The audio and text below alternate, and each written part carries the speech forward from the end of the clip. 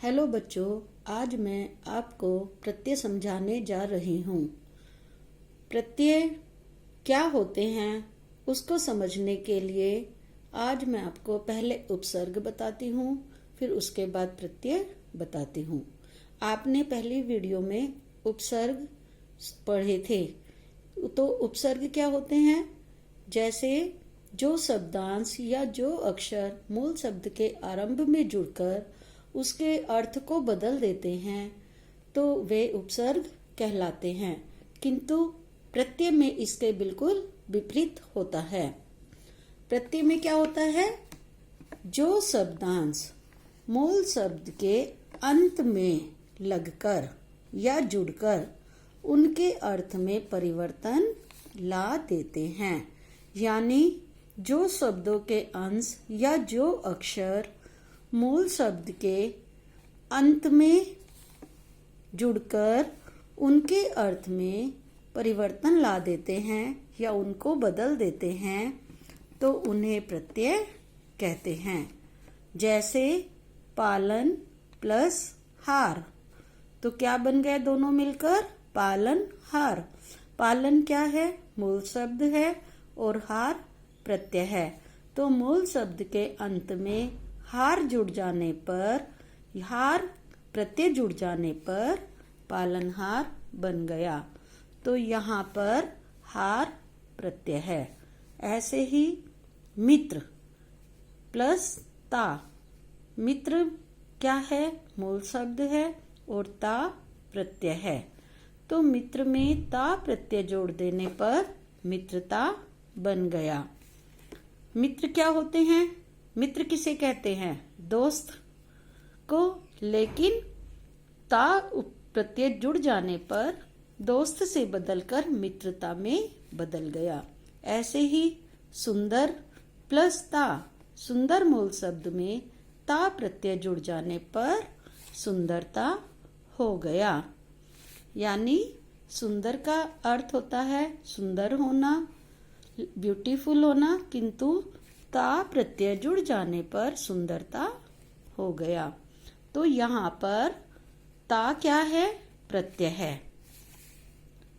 प्रत्यय के भेद, प्रत्यय के मतलब कितने प्रकार होते हैं? प्रत्यय दो प्रकार के होते हैं। नंबर 1 कृत प्रत्यय, नंबर 2 तद्धित प्रत्यय। हाँ बच्चों, अब कृत प्रत्यय क्या होते हैं उसे समझो।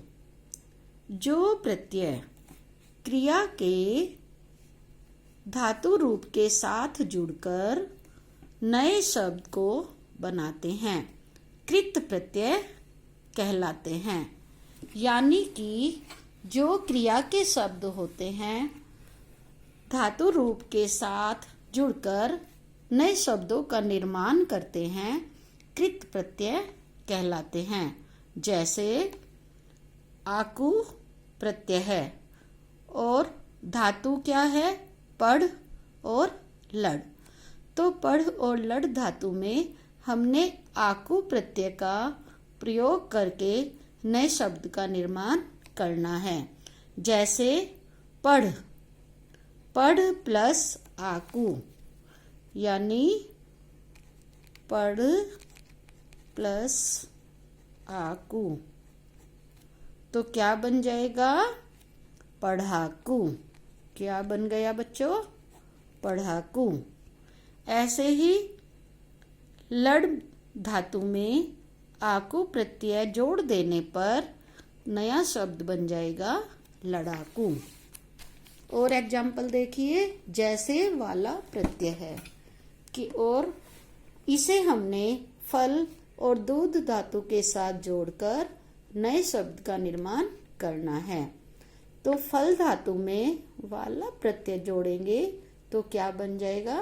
प्रत्यय कहाँ पर हम प्लस करेंगे? फल के बाद, यानी प्रत्यय को हम मूल शब्द के अंत में लगाते हैं। तो फल वाला। ऐसे ही दूध वाला। फिर नेक्स्ट है ता प्रत्यय। ता प्रत्यय को हमने मित्र के बाद अंत में प्लस करना है या जोड़ना है। तो क्या बन जाएगा? मित्र धातु में ता प्रत्यय जोड़ देने पर मित्रता। इसी तरह सुंदर धातु में ता प्रत्यय जोड़ देने पर सुंदरता बन जाएगा। आई प्रत्यय को हमने लट धातु के साथ प्लस करना है, तो हमने प्रत्यय को लट धातु में अंत में प्लस करके नए शब्द का निर्माण करना है। लड प्लस आई, तो क्या बन जाएगा? लड़ाई। पढ़ प्लस आई, पढ़ाई। ऐसे ही आहट प्रत्यय में हमने घबरा धातु और चिल्ला धातु के साथ मिलाना है। तो घबरा धातु के अंत में जब हम आहट को जोड़ेंगे तो क्या बन जाएगा? घबरा जमा आहट अर्थात घबराहट। चिल्ला जमा आहट यानी चिल्लाहट।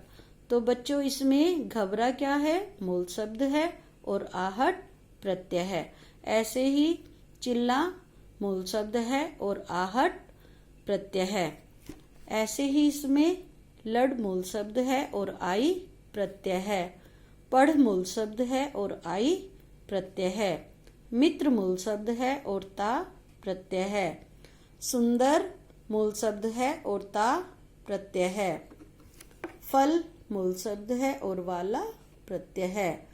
दूध मूल शब्द है और वाला प्रत्यय है। तो अब आप अच्छे से समझ गए कि प्रत्यय को मूल शब्द के अंत में जोड़ा जाता है, जिससे नए शब्द का निर्माण होता है। सेकंड है तद्धित प्रत्यय, यानी प्रत्यय का सेकंड प्रकार क्या होता है? तद्धित प्रत्यय। फर्स्ट कौन सा था? कृत प्रत्यय और सेकंड तद्धित प्रत्यय। तद्धित प्रत्यय क्या होते हैं? जो प्रत्यय संज्ञा, सर्वनाम, विशेषण आदि के अंत में लगकर नए शब्द बनाते हैं। कृत प्रत्यय क्या थे? धातु के अंत में लगकर नए शब्द का निर्माण करते थे। किंतु तद्धित प्रत्यय संज्ञा, सर्वनाम, विशेषण आदि के अंत में लगकर नए शब्द का निर्माण करते हैं, तद्धित प्रत्यय कहलाते हैं। उदाहरण के लिए प्रत्यय क्या है? आ और मूल शब्द क्या है? प्यास, भूख। ठीक है, तो प्यास में हमने आ प्रत्यय को प्लस किया तो क्या बन गया? प्यासा। प्यास प्लस आ, तो अ जमा आ मिलकर क्या बन जाता है? आ, यानी प्यासा। ऐसे ही भूख में आ प्रत्यय जोड़ देने पर बन गया भूखा। सेकंड उदाहरण है पन। पन क्या है? प्रत्यय है और हमने इसे मूल शब्द काला के बाद जोड़ना है। यानी प्रत्यय हम कब लगाते हैं? मूल शब्द के अंत में। तो काला के अंत में यदि हम पन को लगाएं तो क्या बन जाएगा? कालापन। ऐसे ही गोरा प्रत्यय के अंत में पन प्लस कर देने पर गोरापन बन जाएगा। थर्ड प्रत्यय है आई और मूल शब्द है ऊंचा और लंबा। यदि हम ऊंचा मूल शब्द में आई प्रत्यय को जोड़ेंगे तो क्या बन जाएगा? ऊंचाई। ऊंचाई क्यों बन गया? क्योंकि हम प्रत्यय को मूल शब्द के अंत में लगाते हैं। ऊंचा प्लस आई, आ प्लस आ बराबर आ, इसलिए क्या बन गया? ऊंचाई। लंबा, लंबा में भी आ प्लस आ, हमने आ प्लस आ को जोड़ा तो क्या बन गया? लंबाई। यानी कि ये देखो आई प्रत्यय है और इसमें आरंभ में क्या है?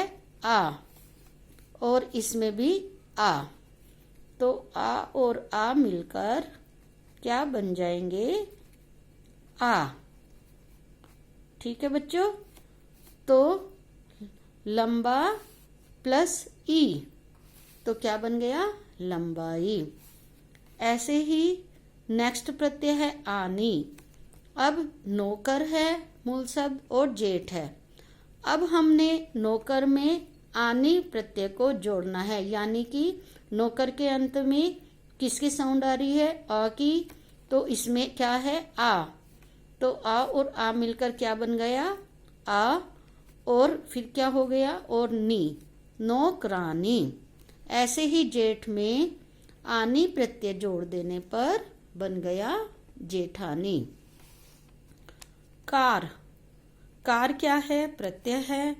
और हमने कार प्रत्यय को गीत और चित्र मूल शब्द के अंत में लगाना है, यानी गीत प्लस कार तो क्या बन जाएगा?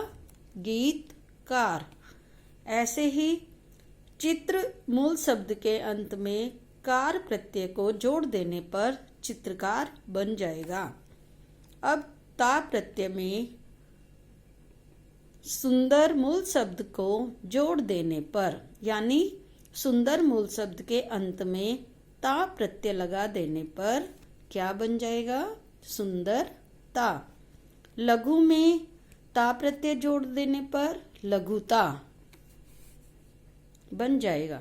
मान प्रत्यय में बुद्धि मूल शब्द के साथ जुड़कर बुद्धिमान बन जाएगा। और गति मूल शब्द के साथ मान प्रत्यय को जोड़ देने से गतिमान बन जाएगा। यानी ये ऐसे क्यों बने? क्योंकि बुद्धि क्या है? मूल शब्द है और मान क्या है? प्रत्यय है। और प्रत्यय हम हमेशा मूल शब्द के अंत में प्लस करते हैं या जोड़ते हैं। इसीलिए बुद्धि से प्रत्यय, बुद्धि में प्रत्यय को मान प्रत्यय को प्लस कर देने पर या जोड़ देने पर बुद्धिमान बन गया। ऐसे ही बच्चों, यदि हमने मान लो बुद्धिमान शब्द में से प्रत्यय को अलग करना है तो हम कैसे करेंगे? बुद्धि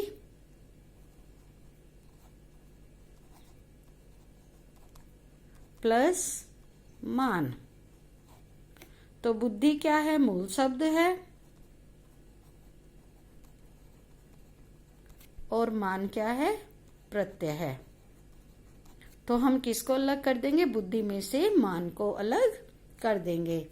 ऐसे ही जैसे प्यासा है तो प्यासा में से प्यास को अलग कर दिया तो आ प्रत्यय रह गया। भूख में से मूल शब्द को, भूखा में से मूल शब्द को अलग कर दिया तो आ प्रत्यय रह गया। ऐसे ही कालापन, कालापन में मूल शब्द को अगर हम हटा दें तो पन क्या हो जाएगा? प्रत्यय। गोरापन में से पन क्या हो जाएगा? प्रत्यय। ऐसे ही ऊंचाई, ऊंचाई में से ऊंचा क्या है? मूल शब्द है। और हम इसमें से अगर इसको अलग करेंगे तो आई क्या हो जाएगा? प्रत्यय। लंबाई में भी ऐसे ही लंबा को, लंबा क्या है? मूल शब्द है और आई प्रत्यय है। नौकरानी में नौकर मूल शब्द है, यानी जो मूल शब्द होते हैं उनका कोई ना कोई अर्थ होना चाहिए। यदि हम खाली नौक को अगर हम मूल शब्द मान लें और रानी को हम प्रत्यय मान लें तो यह गलत हो जाएगा, क्योंकि नौकर का कोई अर्थ है। मूल शब्द का हमेशा कोई भी अर्थ होना चाहिए। तो इसमें क्या होगा? नौकर के बाद क्या है? आनी, यानी आनी क्या है? प्रत्यय है। ऐसे ही जेठानी में जेठ क्या है? मूल शब्द है और आनी प्रत्यय है। गीतकार में गीत मूल शब्द है क्योंकि इसका अपना अर्थ है और रह गया कार, तो कार क्या है? प्रत्यय है। इसी प्रकार चित्रकार में चित्र मूल शब्द है और कार प्रत्यय है। सुंदरता में भी सुंदर, देखो सुंदर का मतलब मूल शब्द हो गया क्योंकि सुंदर का अपना अर्थ होता है और लघु का मतलब भी अपना अर्थ होता है। लघु मीन्स छोटा। तो क्या बचा? ता। दोनों में क्या बचा? ता। तो ता क्या है? प्रत्यय है। ऐसे ही बुद्धिमान में बुद्धि मूल शब्द और मान प्रत्यय। तो बच्चों अब आपको प्रत्यय अच्छे से समझ में आ गए होंगे।